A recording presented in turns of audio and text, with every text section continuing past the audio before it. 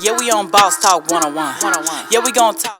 Essie's friend seen here in black pants and a red plaid jacket who accuses Diddy of dangling her over a 17-story apartment balcony. News Nation's senior correspondent Laura Ingle live outside the federal courthouse in Manhattan with the very latest from the courtroom. Laura.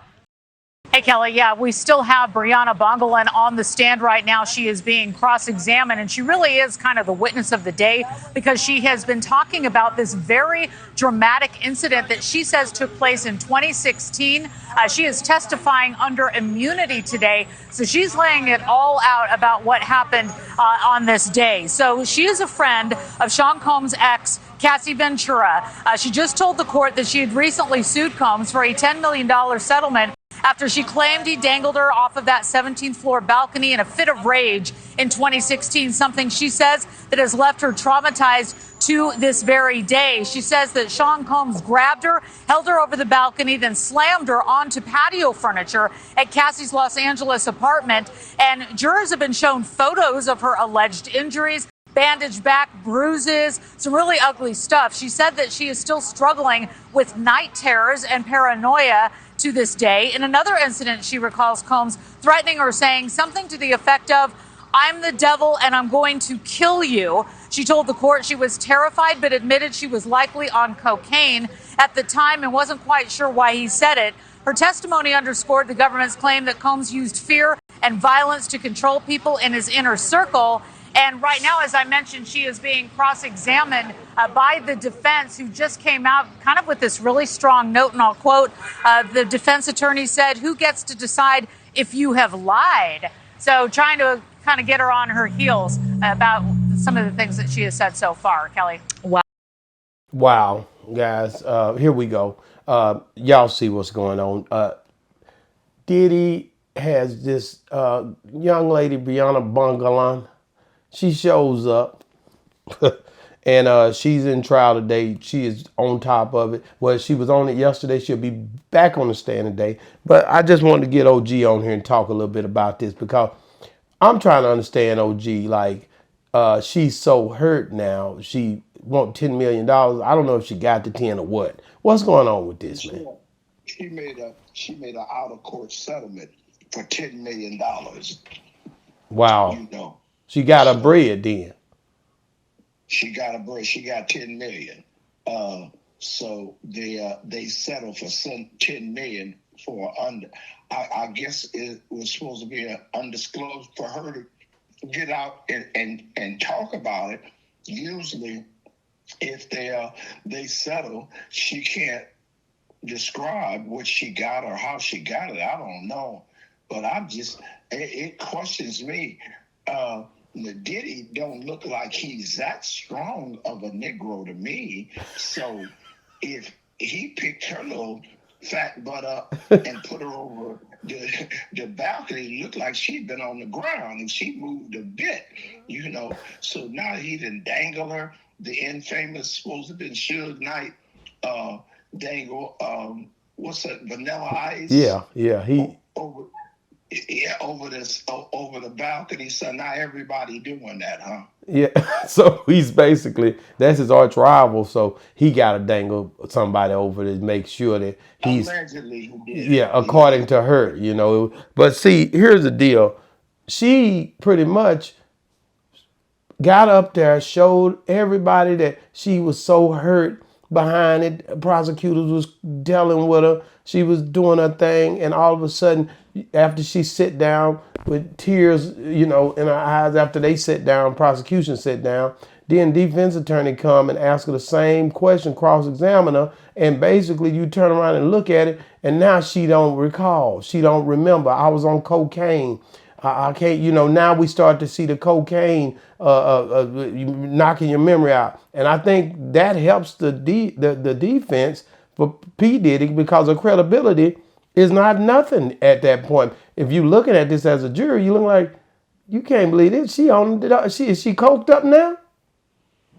It says here, despite the intensity of her testimony, Diddy's defense team did an impressive job countering, asking for specific details from each incident, and it seems belonged just couldn't remember. All of a sudden, she got amnesia. When she was with the prosecution, everything was detailed, and that it affects her today, and she's paranoid, and she can't go to the 17th floor affects her. She can't go no higher than the second floor because she has these flashback memories.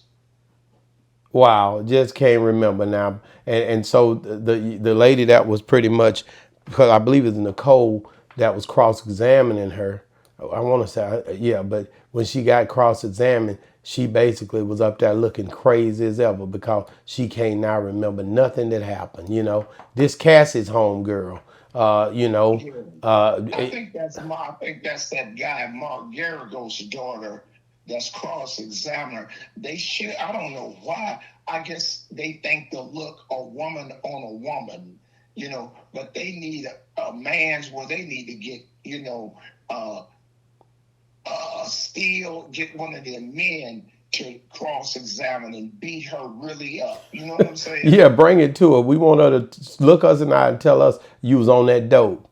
Now this here is a trip because when he so-called dangled her off of the balcony, there comes another thing where they saying, oh man, Bryana comes up and say that Diddy say I'm the devil and I could kill you. Like what? Yeah. I'm the devil and I could kill you. Allegedly, this is what he walked up and told her. Why would he say such a thing to her? Like, come on. Did this really happen? I mean, it could have because he high, she high, they all high. They could be role playing, right? She don't know why he said it. You know why he said it. She know exactly what they was doing when he said it, if he said it, and he felt entitled to tell them, that's her girlfriend. They done threesomes, foursomes. They done had a couple of animals up in their sex life, So she didn't bring that part up. You know what I'm saying? That who did what with the gerbils. So they had some gerbil stuff going on. So I could, I'm the devil and I could kill you. Now they talking about this, and I don't know if my boy Diddy is still in court with his Bible in his hand, because he started off reading the Bible as he was going through his situation. And if he had that Bible out, they say he had the Bible out. Yeah, he had the Bible. So he's now in court reading his Bible while they're testifying against him. And basically now she called him the devil, and he have his Bible open. And I don't know how that went. I don't know if he had that old good book on him, but I think it's a good thing to read in there with him, because you're going to need everything you got. I'll tell you what, if he got the Bible in there, he gonna burn in hell. Oh, OG, don't do this. Don't do this, OG.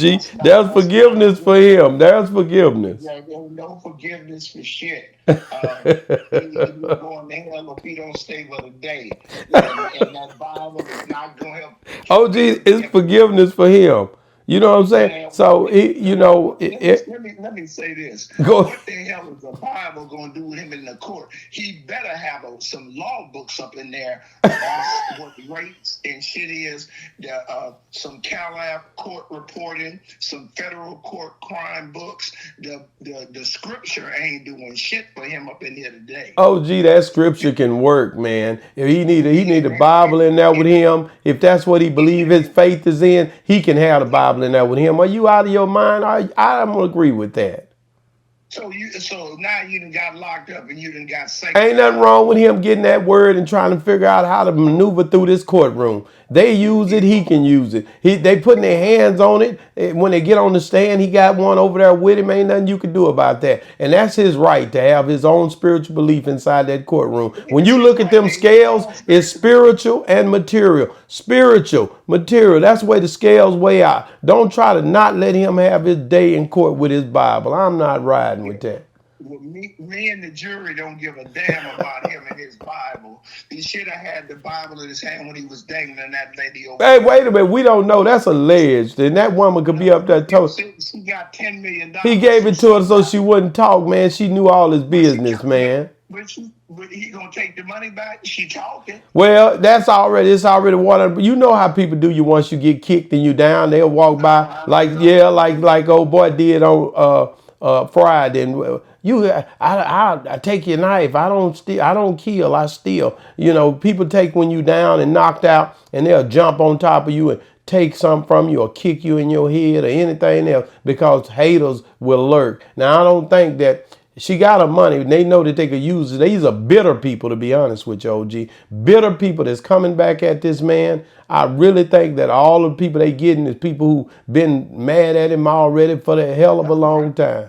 So I don't like, that's the part I see. They are here picking all these different, trying to do this stuff. And then look at what they done. Now she comes out, this Bryana girl talk about a knife fight.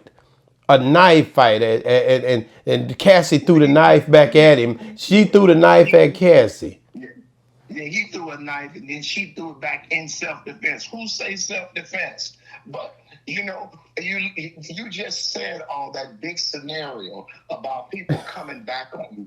But that just shows when people think they have authority, the abuse of authority, and you think it's good while you up, belittling people, and when you come down, they come right back in your face. Now that's scripture. Now I agree with that. So now, you know, the same shit that you was putting out, going up, you got to smell the same shit going down. Yeah, the Bible says you reap what you sowed. Okay. So I agree with that part, but that don't mean he can't ask for forgiveness now. That's the way we live over here. He's got his Bible, OG. Ain't nothing you can do. You keep bringing that up. I hope he keep it the whole time. But you didn't say nothing when Trump had got the Bible and walked out there and held it up. Because he's the real devil. He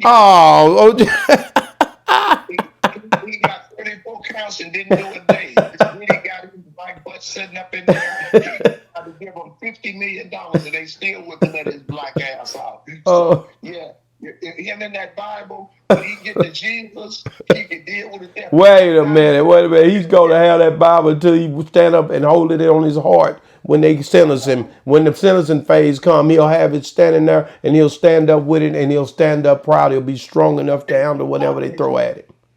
I bet you $1 the dog shit when they get ready to send his ass to Leavenworth, that Bible will be sitting on the ground. Oh, no, it won't. No, it won't. Now let me just say this.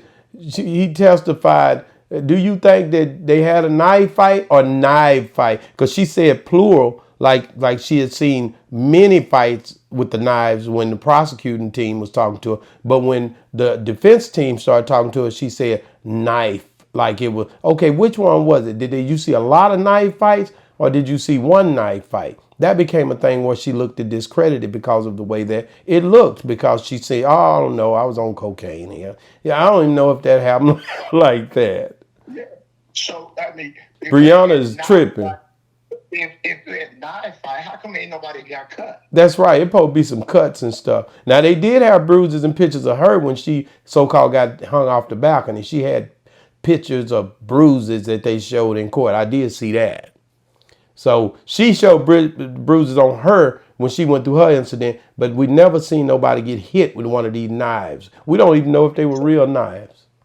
So we got bruises from 16 years ago. Well, the pictures, OG, is not, they showing the pictures from now. Now. So this crackhead hoe then took pictures of her. You sure her boyfriend didn't beat her up? We don't know who beat her up, but she's alleging that he beat her up, and that's what those pictures show. And that's the thing. That's the thing that the defense should bring up. Have you ever had a fight? Do you have a boyfriend? Have you been in a relationship in the last 15 years? In a relationship with who? Was your boyfriend, was he on drugs? Did you take drugs with somebody else? Could it be that the pictures that you took was in an incident that you had rough sex with somebody else?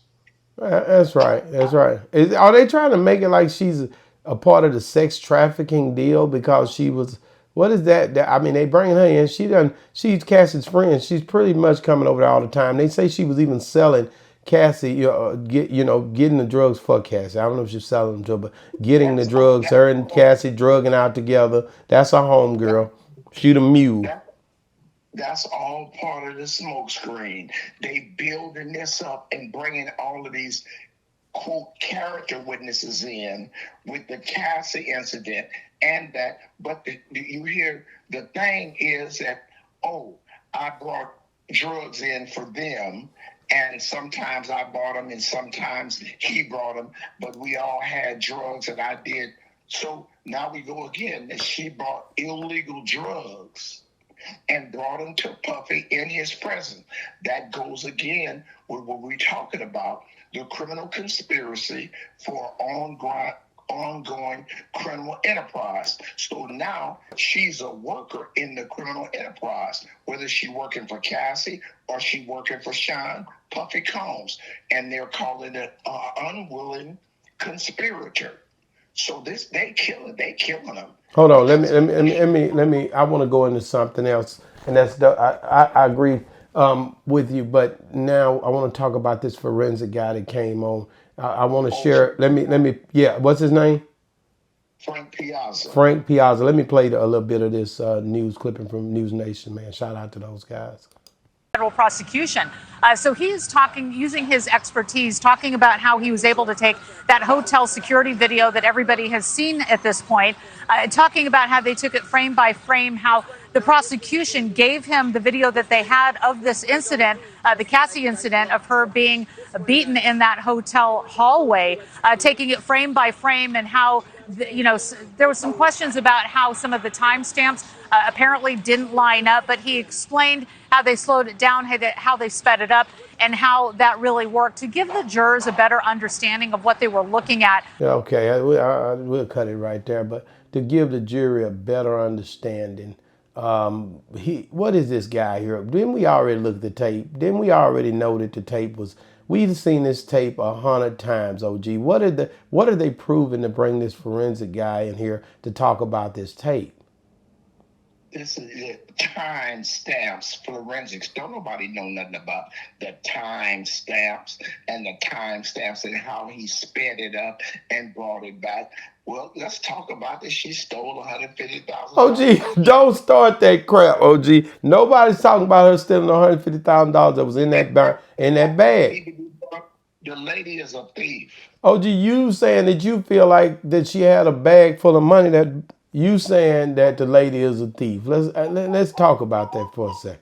You don't know this to be true. Your dark web, I get it.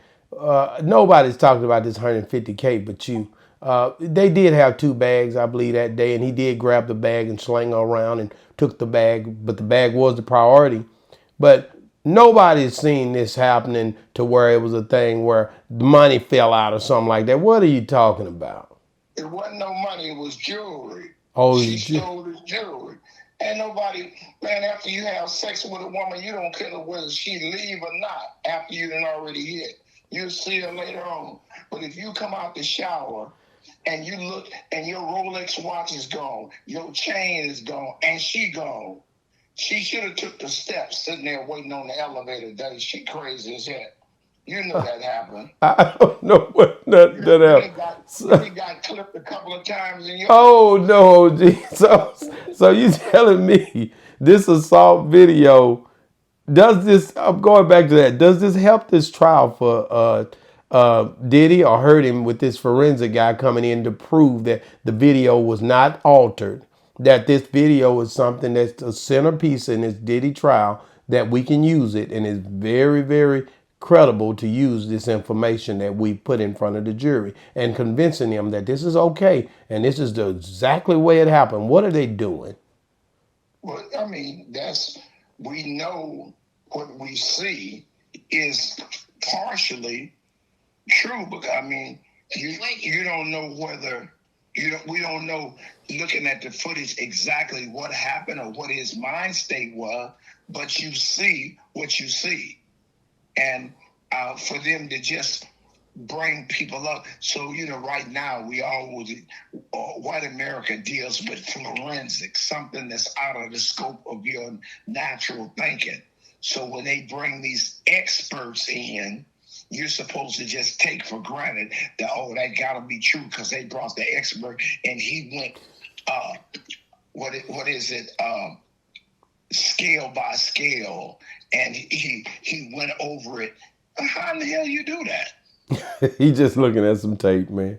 And one thing about it, now they've taken Cassie's computer, brought her computer pretty much to him, and there's some sex videos. They say about 10 of them on there, and they're going to show them to the jury. They're not going to show it where we can see it, but this jury is going to have to sit there and watch Diddy and these freak-offs, and they're going to watch him having sex with Cassie, evidently, because it's on her computer.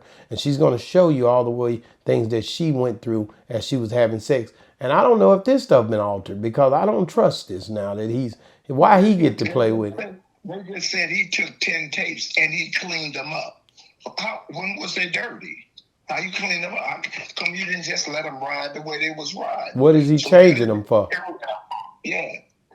So now you done enhance them, you done brighten them up, you done put some stuff in there. This AI is strong.